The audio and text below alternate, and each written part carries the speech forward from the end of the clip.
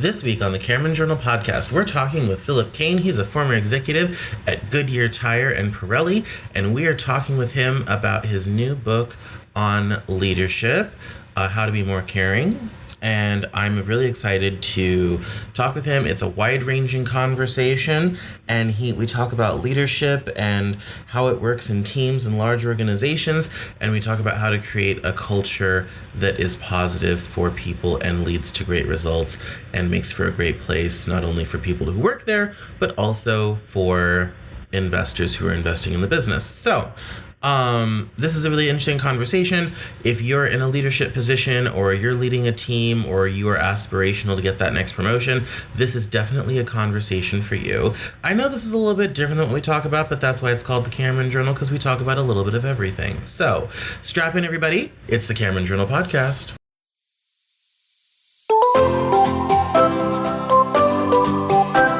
This is the Cameron Journal podcast. It's a place where we talk about important things. It's a place where we bring a little slice of the news to you.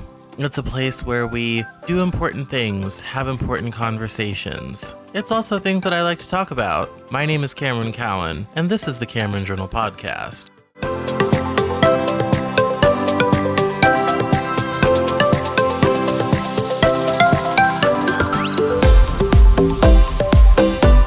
Today on the Cameron Journal podcast, we are speaking with author Phillip Kane. He wrote the book called The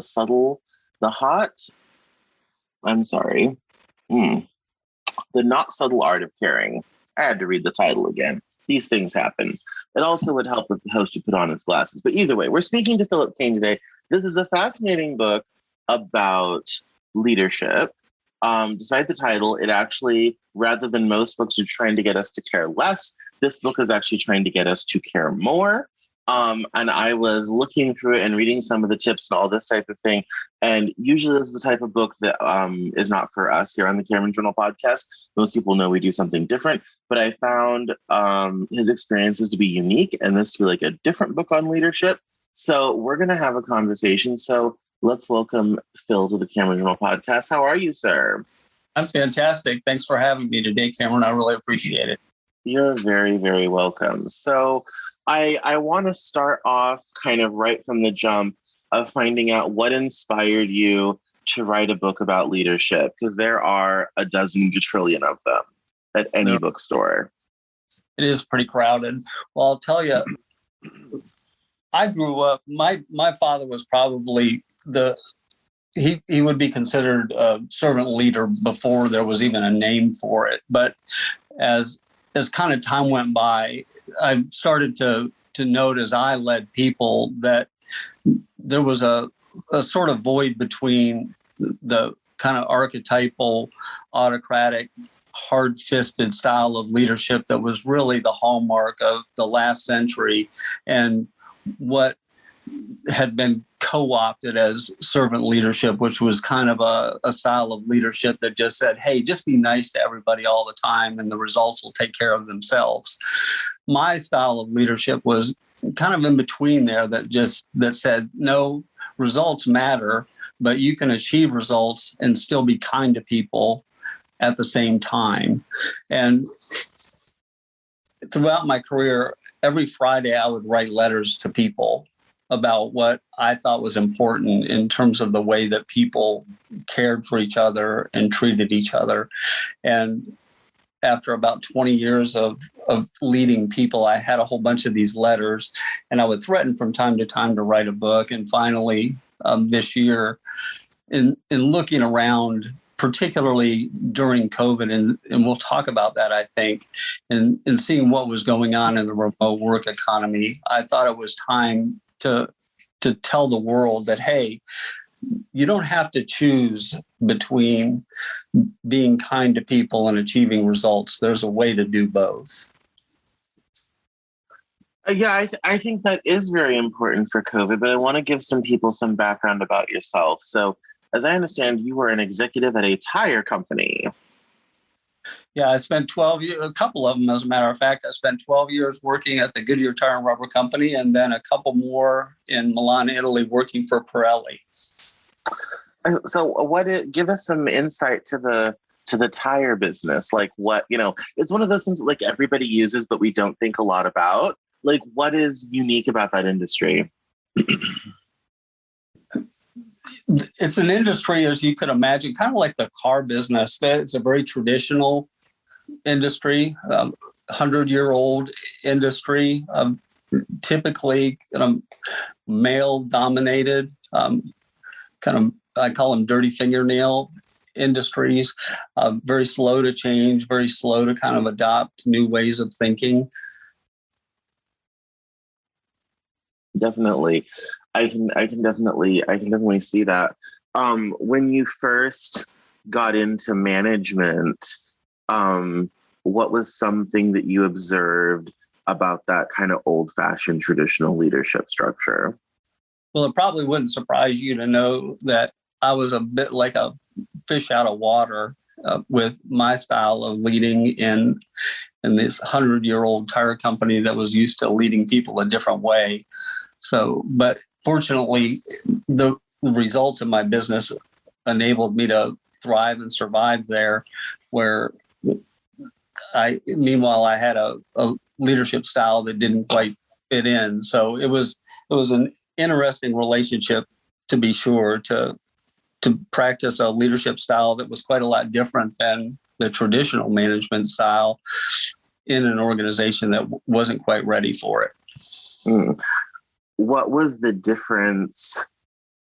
Which was harder, Goodyear or Pirelli? I would tell you Goodyear. Certainly, in an Italian tire company on the European continent, it's an organization that tended to be a tad more progressive than 100-year-old American tire company. So it was easier to be me at Pirelli than it was at Goodyear. I could tell you that. No, I was wondering, because I can imagine, like, it's your first day at the office in Milan, Italy, and everybody's like, who is this American? Where did he come from? Who hired him?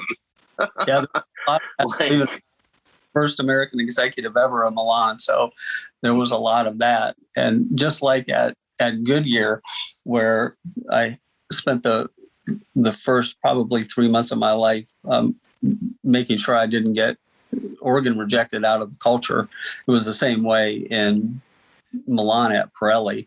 And that's instructive for your audience, that when you go someplace new, the most important first step is to make sure that you do what's necessary to fit into the culture before you start to do anything else.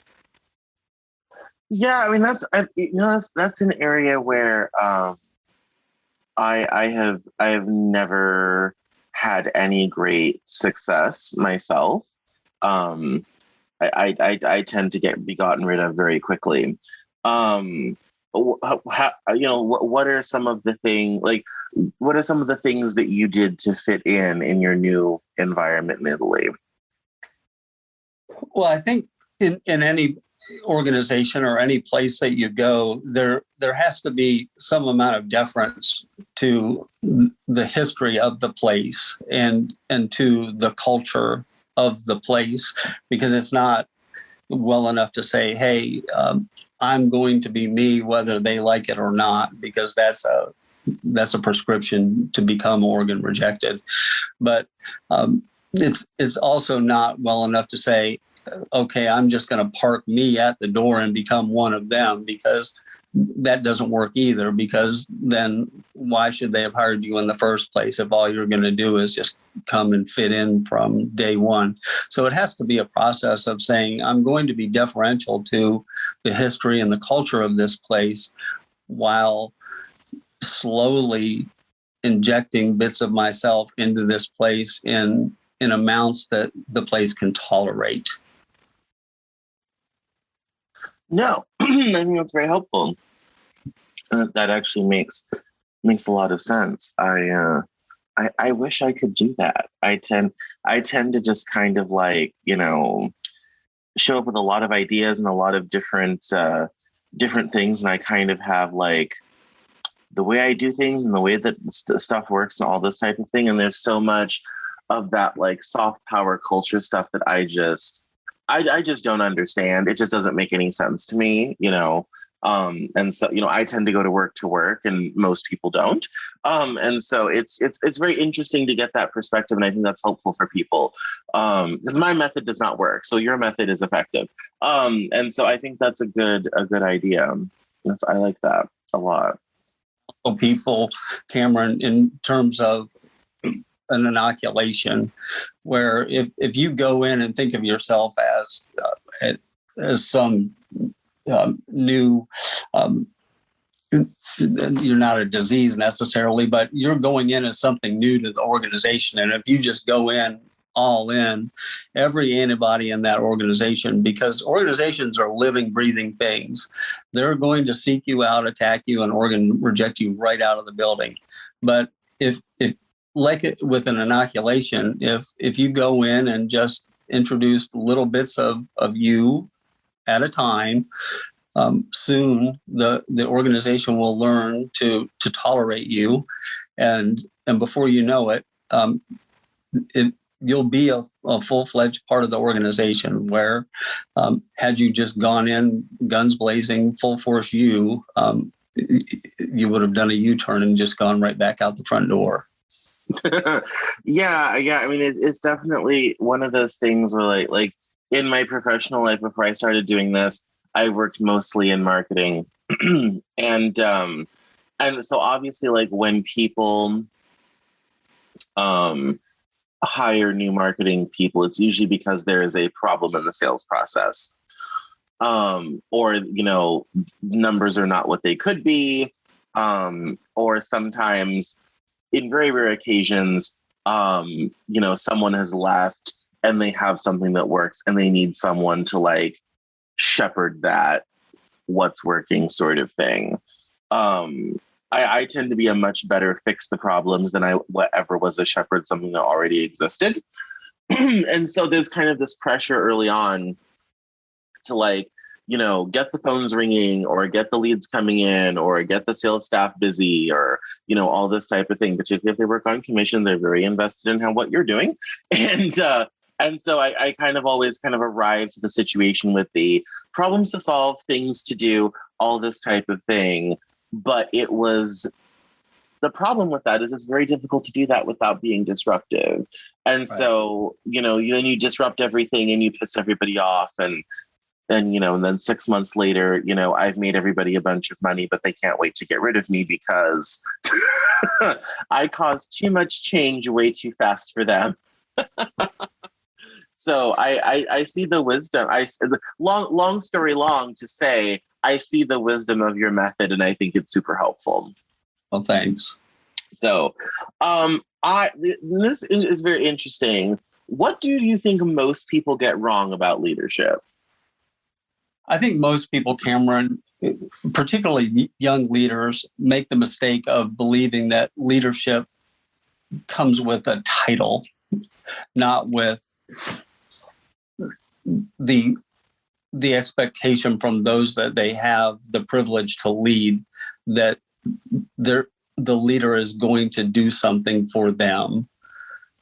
And so here's what I mean by that. So I get a shiny new business card that says I'm the director of something, and I believe all of a sudden that the people I lead have an obligation to do something for me because I now have a title that says I'm in charge of these people. That's the mistake that most leaders make. Instead of saying, I now have a title that says I'm director of something, and so I have an obligation to serve those that I lead. And when I serve those that I lead and make them successful, I will be successful as a result of that. So that's the calculus change that results in leaders being successful or not. So those that believe that those they lead have an obligation to them will tend to be less successful than those who believe that they have an obligation to those they serve. No, that definitely makes sense. I think a lot of people, you know, they're, in my humble opinion, they get their self-worth and whatnot tied up in titles and all this type of thing, not necessarily realizing, moving up actually involves a lot more responsibility and doing a lot more for other people and being incredibly much less selfish. Exactly. It's kind of counterintuitive. I always tell people, and I always tell people, I said, when you're working with me or for me, I will never ask you to do anything that I wouldn't do myself. And to be honest, I've probably already done what I've asked you to do at some point in my life. And I also believe that at some point things have to get done regardless. So that may mean, if the carpet needs to be vacuumed and everybody else is doing something else, guess who's vacuuming the carpet? Me. Does it matter that it's like, didn't you raise the $50,000 to do this event? Yeah, but the rug is bad. And I have 50 people doing 50 other things. So, vacuum, like all this type of thing, like that sort of idea. It's people, I think, respond to that. There's no question. And you hit the nail on the head just a few moments ago. In fact, it's one of the things that I write about in my book about making others big. And it's the paradox of leadership that when you set out to make others big and make yourself really, really small, you will, as a result, make yourself and the endeavor that you're working on really, really big. And it seems backwards, but it's not. It is the job of us as leaders to make other people really, really big. And in the process of doing that, we will ourselves get big. No, that definitely makes sense. So I know you already mentioned the pandemic. So this question should be interesting. How does remote working change leadership for management? Well, I think and I'll use just kind of the actual results of this whole thing as an example, and then talk about your question directly. But part of what we saw through the pandemic is everybody went home, right? And because we said, hey, we've got to work remotely now. And the mistake that was made through that is everybody that managed all these people essentially said, well, I'm just going to manage you exactly the same way that I did before.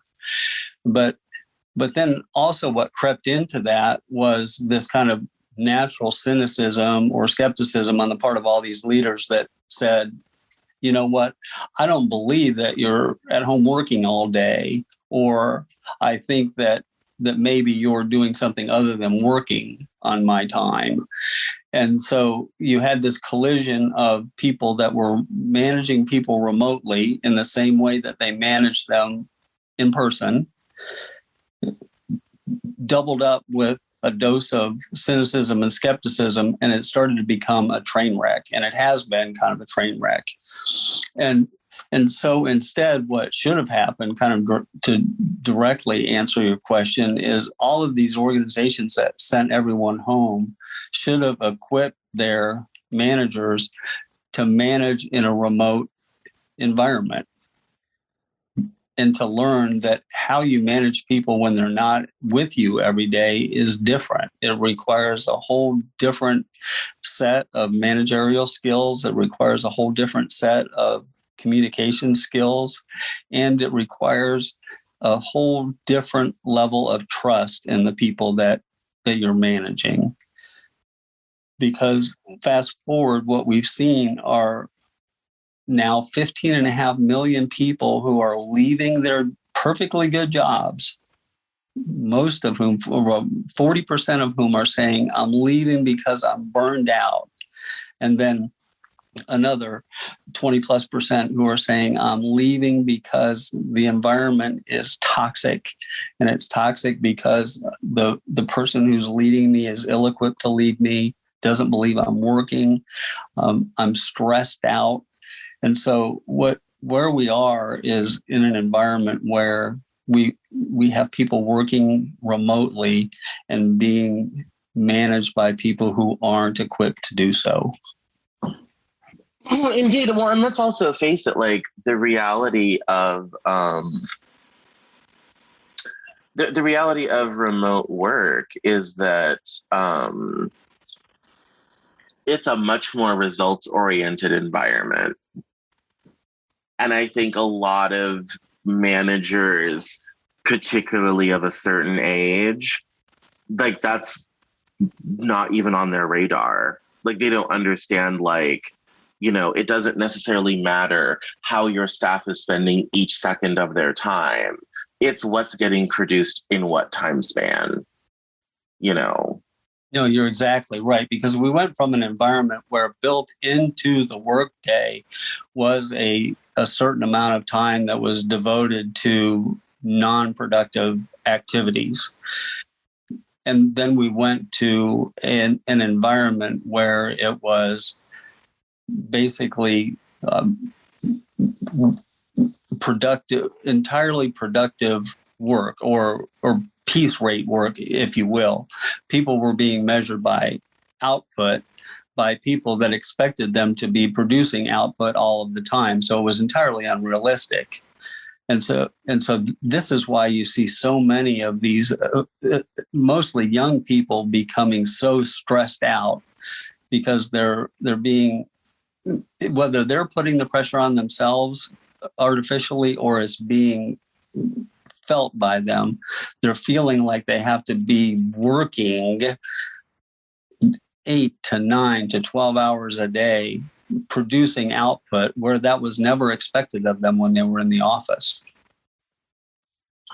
Yes, and when it comes to the whole toxic culture, I mean, I don't know if you have experienced this, but it has been my experience in the few times that I've had regular employment in my life, that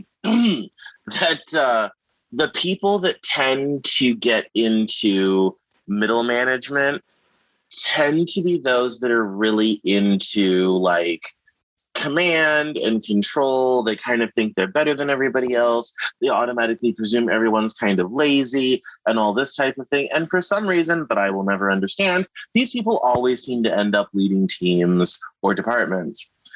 And I think the remote working environment, like that's already toxic in an in-person environment, but you can kind of navigate around it. I feel like in a remote working environment, especially during a pandemic, it just turns into Chernobyl. It's like, it's not 3.5 Ronkin, it's 15,000. Like it just becomes so awful. And I think that leads to the exodus that you talked about. Yeah, I think you're exactly right. And because largely what happens in most organizations, or many organizations, is that in the middle management promotions is the best person at a particular task is often promoted to the next level of management. And so you take someone and put them in a managerial role, not because they're expected to be a great manager of others, but because they were the best at the task. And then often they have no training in terms of how to manage people, and then it doesn't go well. And then now add on top of that the layer of what we've been talking about, where they're managing people that they don't see all day, every day. And then that natural skepticism enters into the equation, and they're left to believe that people aren't busy all day, and it just leads to no good end. And what it leads to is what we've seen is this great resignation that I've written about a couple times for Inc. magazine, where you have people leaving what would have been a year and a half or 2 years ago regarded as perfectly good jobs, but they're not perfectly good jobs anymore because of the way these people feel like they're being treated right now. Indeed. Now, to that point, The Atlantic posted an article a little while ago called "The End of Management." And the argument was that if we keep going with this whole remote working environment, middle management might be obsolete here in a couple years. As someone who's been involved in 2 very large international organizations, what do you think about that? And as a follow-up, like, would different leadership principles maybe shift that paradigm? Well, I think there's a vast difference between management and leadership. And I think whether people are working together all in one place in an office or working remotely or some combination thereof, I think that there's always going to be a place for leadership, because as people at one level of an organization are going to need in their careers and for the health of the organization to progress to other levels of the organization. So what I mean by that is let's take a coding organization. People writing code aren't going to be satisfied writing code for the rest of their life. They're going to want to progress to other levels of management or responsibility in the organization. And so they're going to need others in the organization to help lead them to that progression. Now, to your point, I do believe that the era of autocratic, micromanaging narcissists, that is coming to a more abrupt end than I think would have been allowed to happen had the COVID phenomenon of remote work not happened, because that kind of insular boys and girls club that insulated these toxic managers from the ramifications of their behavior would have extended for much longer than it is right now, because what's happening is the inappropriateness of their behavior is being laid bare by the remote work economy. Yes, and that there's been many think pieces written on that. And as somebody who's worked for a couple of them, I was cheering and being like, it's about time. Like, this has been awful for decades. Like, it's about time these people got exposed. And I mean, one of the arguments in that article made was that, what do you need middle management for when anybody from the C-suite can jump on Slack and ask a dozen people, 100 people, all this type of thing? What's going on? When are these deliverables arriving? All this type of thing. Do we really, do we need, department? Maybe we need team leads, but we don't need department head, all this type of thing. Like, there's a whole reshuffling going on right now in all of that. And I think it's fascinating as they kind of try to figure out, what do we really need? And maybe not as much as we think we did. Yeah, I agree with that. I think the type of people and the skill sets are involved are changing and will continue to change, particularly in the example that you made, having CEOs that jump on Slack who take an interest in frontline work.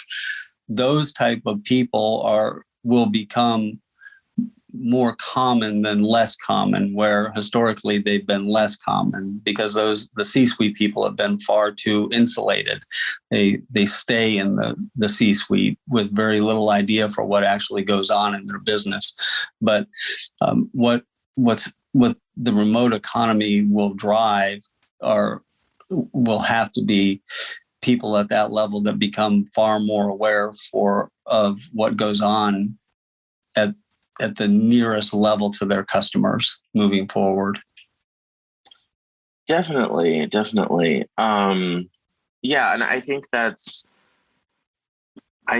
is something that I think it's going to breed a new, to go to the leadership point. I think it's going to breed a new nature of leadership and who gets moved up, especially in really big organizations, like Mary Barr at GM, which I'm sure, coming from the tire business, you were very cozy with folks at General Motors. Like she was an engineer, like she designed cars, and she kind of managed to wind her way through their ever more mysterious corporate structure to be CEO. And I think the way she's led GM has been very different from her three predecessors that kind of drove the whole business into the ground. It's a very different philosophy. Yes, there's no question about it. Absolutely. To that point, there are so many options for leadership methods, especially like there's agile now and Six Sigma project management and all this type of thing. How does somebody get clarity on the mess of all of this? How there's a whole menu of options, what to choose. Well, I think for me, in fact, I just recently wrote an article about Agile, and because it's kind of becoming the new Six Sigma. But if you look at Six Sigma implementations over the life of Six Sigma, virtually all of them fail, and the reason for that is they're implementations that are put on top of effectively broken business models, and the same thing is likely going to happen with Agile. And when I'm speaking of Agile in terms of a business philosophy, not as a software development tool, to be clear. And so what I advocate for leadership, and so this will be a general leadership tip for anyone who's listening, is spend the time understanding what happens at the front line of your business. And that will do more for your understanding as a leader and for the trust that your people have in you than any single act that you could do as a leader. And far more than saying, hey, let's slap Six Sigma or slap Agile on top of our business. Because if you have a business that is not founded on trust and is not founded on effective processes that have been put in place from the top of it to the bottom of it, then any of those, pick the buzzword Six Sigma or Agile or any other new business philosophy, is destined for failure if the people in the business from the top of it to the bottom of it aren't completely aligned and connected to what they're trying to accomplish. Yeah, no, I think there's a whole, I think part of that disconnect comes from the fact that like I was kind of saying, like, so oftentimes, especially in the past, the people who were leading organizations, especially like big blue chip companies, a lot of those people came out of consulting firms. They had never like built a car, they had never darkened the door of a factory. And it's like, and in the past that was, it was like in the 40s and 50s, that was a completely different sort of thing. Like, did you watch Ford versus Ferrari? Yeah, I sure did. Yeah. That scene where like Henry Ford Jr. walks out and they're like building like Ford Falcons or something. And he's right. kind of like, we need a new idea around here. And if none of you have any new ideas, don't come back tomorrow. Like, that doesn't happen anymore. Like, right.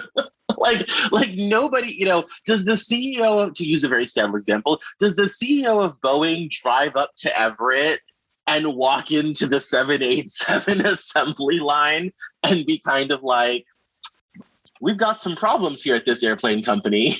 Our planes crashed. So everybody go home, think of some new ideas, and come back tomorrow, and we're going to see if we can fix our broken plane. Like, nobody does that anymore. Like, that's just like not a thing. Like, so that disconnect, I think is a problem. Like the people that work in different parts of these companies, they're not even from the same background. They're from different worlds. No, you're exactly right. And that scene in the Ford movie is a great one. And that's exactly what I advocate for. Because what I tell people all the time is, if you want to know what needs fixed in your business, just leave your office and go down on the floor and ask the people who are doing the work. They know what's broken in the business. Just like to use your Boeing example, go down on the floor and ask those people what's wrong. They'll tell you. Just like in the Ford example, he went down on the floor. Those people know or knew at that point what was wrong in that business. They'll tell you. And then it's just a matter of listening to them and implementing what they tell you. Yeah, no, I absolutely. That when I every marketing job I've started, if there's a sales staff, the first thing I've done is I said, I only have one question for you.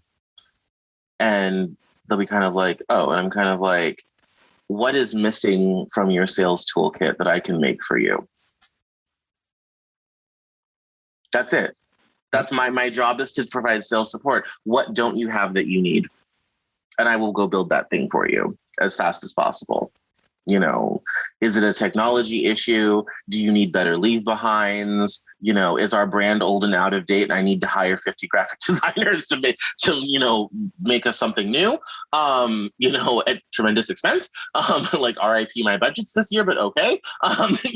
Like what do you need will make it easier for you to get people's money? And then that's it. And that's that's very rare to find in marketing.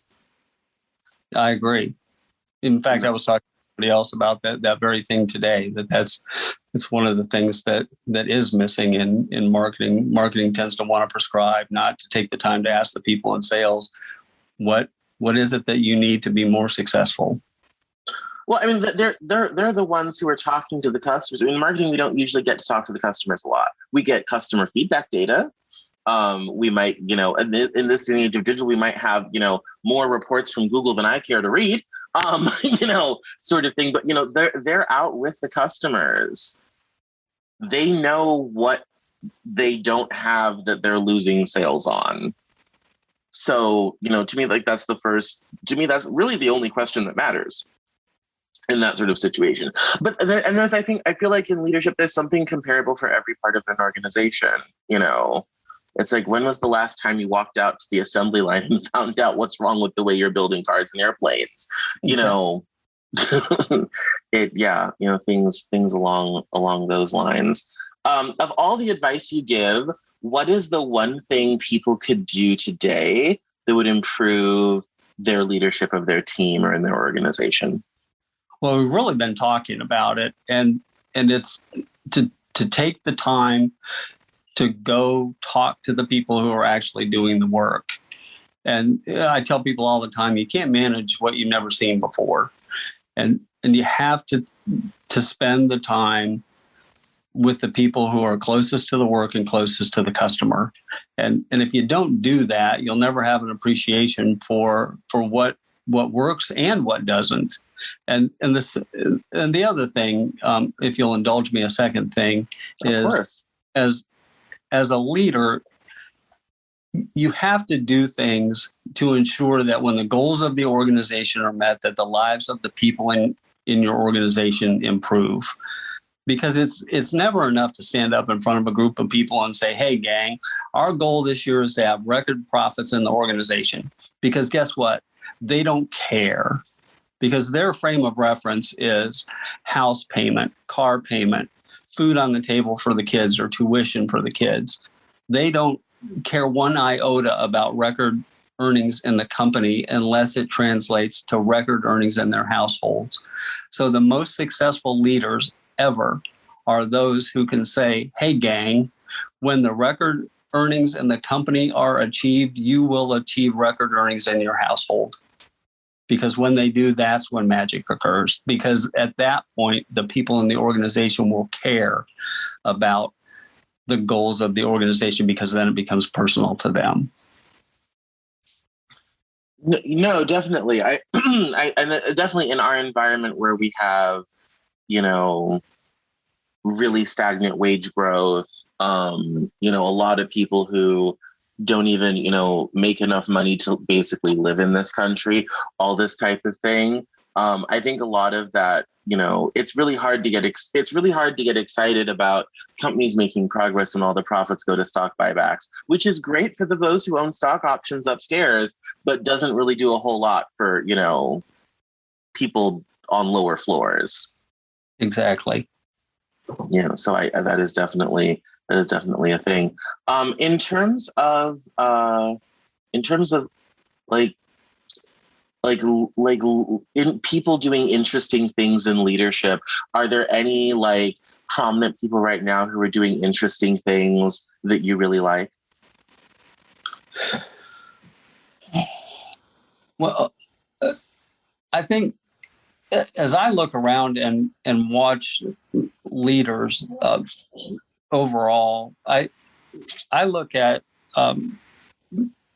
now he passed away at the end of last year, but one of the people that had always stood out for me was Tony Hsieh at Zappos, and it was because of what he was able to do in terms of injecting the culture of that organization into what every single person did every single day when they went to that place. And that's what's required to win in any organization, whether it's in business or a team or in a community organization. Everyone in the organization has to be able to understand and articulate what the organization is about, and to be able to, in every decision they make, understand how the decisions they make connect up to what the organization is trying to accomplish.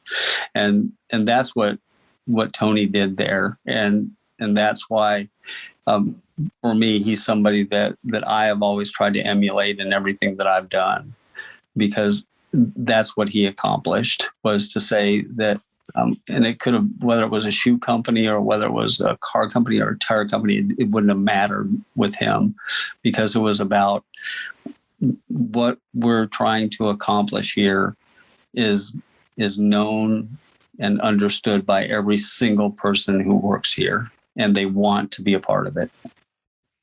No, and Zappos was known, especially before they got bought by Amazon, for their legendarily good customer service.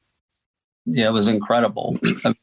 And I'm sure if you were one of their customers like me, you bought product from them without regard for what it cost, just because of the experience that you had there, and knowing that if for whatever reason you didn't like them, didn't fit, all you had to do is put them back in the box and send them back. And there was never an issue with that. And the experience of doing business with them, if you ever had the opportunity to speak to anybody there, was always delightful.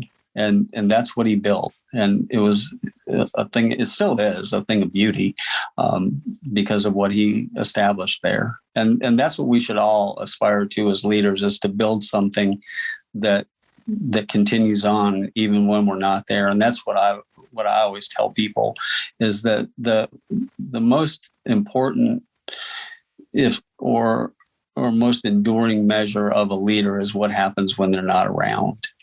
And I think that organization after his departure is testament to that, because it didn't change because of what he built. Yeah, and that gets into a conversation about culture and how leadership can shift culture in a more positive direction that's sustainable like that, which, kind of lends to your whole idea of like autocracy is out, culture is in, get people invested and incentivized to participate, and great things can happen.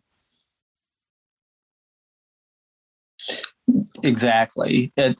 But it's not culture for culture's sake. So back to kind of maybe where we started in all of this, it's not, and never should be about, hey, just be nice to people and the results follow, because it never works out that way. But it's about making it clear to people what's expected of them, and also making it clear to people when they let you down that there's consequences to that. But the consequences come in such a way as to never take anything away from the dignity of that person. But it's about creating a culture that's built around the achievement of something that's important to everyone involved, from the stakeholders to the people who work there to the customer. And that's why it matters. So it's not a matter of saying, hey, let's build a culture of a place that's great to work and hope the results follow, or let's build a culture of a really profitable company and hope that it's a fun place to work. No, it's about building a culture that says this is going to be a place where people love to come to work, where customers love to buy from, and where investors love to put their money. And when you get it all right, it's a thing that's fantastic. It's a thing that I've achieved in my life, and a thing that I've seen in other places. And if you do it that way, it can be absolutely man-scientifical. No, absolutely. There was an article this week that came out of some people who were working at Blue Origin, Bezos's rocket company, that were complaining about the organization had become terribly toxic and all this type of thing. And obviously Amazon has had its issues. And in this town, Amazon is known, even at the corporate level, of being a pretty brutal place to work. And Amazon is one of the world's largest companies. What do you think about all that? Like, do you think it's a company problem or a Jeff Bezos problem? I don't know. I would hesitate to say that it's a Jeff Bezos problem. I think that what happens or the difficulty sometimes is the translation from Jeff Bezos across an organization that large, and I think also what happens is that for every 5 people that find it toxic, you can find 5 other people that say it's fantastic. Now, that's not to excuse the fact that you can find 5 people that say it's toxic, because I think the challenge for someone like Jeff is how do you, as an organization, gets that big and achieves that much scope, replicate over and over and over again what you've tried to build. So let's contrast that again with what Tony did at Zappos. It never came apart. And so that's what's incumbent upon us as leaders to ensure, is that no matter how big the scope and scale of something gets, that what we're doing culturally never comes apart. Yeah, no, that I definitely see that. I kind of agree with you. I view it as kind of both and. Bezos is known for having a very odd way of leading things. Like he kind of has this. Amazon is known for its kind of word quirky philosophy, especially at the top. And I think, to your point about replication, I think, and he's kind of built this culture of, like, small teams, and and it's very kind of bifurcated. Like, small teams do something, meetings are super short, all this type of thing, and I think that style of culture is not for most people. Like, to your point, like, people need to see the context, how they're contributing. And I think it's a problem of keeping everybody so isolated. Right. And that's really my point, is that as things achieve such great scale, the effort has to be made to make sure that everything stays connected up, because with that kind of scale, it can easily come apart. And for me, I can't, it's easy for me to sit where I sit and say, come on, Jeff, I'm tightening it up. I've never run an organization that large. The largest organization I ever ran had 8,000 people in it. So nowhere near what he's trying to accomplish. So, and you're always going to have detractors. And I think, but the mindset has always got to be that we can't, as leaders, say that to ourselves. We can't say, hey, there's always going to be detractors. What we have to do is strive every day to create an environment where there are very, very few detractors, and that where there are detractors, that we take steps to find places for them to be happy. Because if they can't be happy with us, they'll detract from the mission. And so it's incumbent upon us to help them find some place to be happy if it can't be with us. Definitely. Well, we're nearing an hour, which is about what we do with these things. So now's a great time to mention, because I butchered it in the introduction. Please tell everyone the title of your book, where they can get it, and where they can find you on social media. The book is called "The Not So Subtle Art of Caring: Letters on Leadership." It's available for pre-order now on Amazon, Barnes and Noble, and other places where quality books are sold. It'll be released next June fully, but again, it's available for pre-order now. You can follow me on Twitter at the Phillip Kane if you'd like to, and certainly would love to hear from folks about any particular leadership challenges that you have. And I write regularly for Inc., and you can follow me at Inc. Magazine as well. Thank you.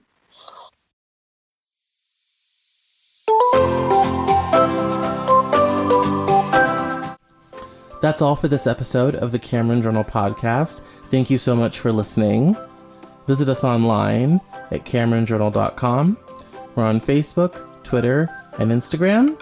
And I love to talk to my followers and listeners, so please feel free to get us on social media at Cameron Cowan on Twitter. And we'll see you next time on the Cameron Journal podcast.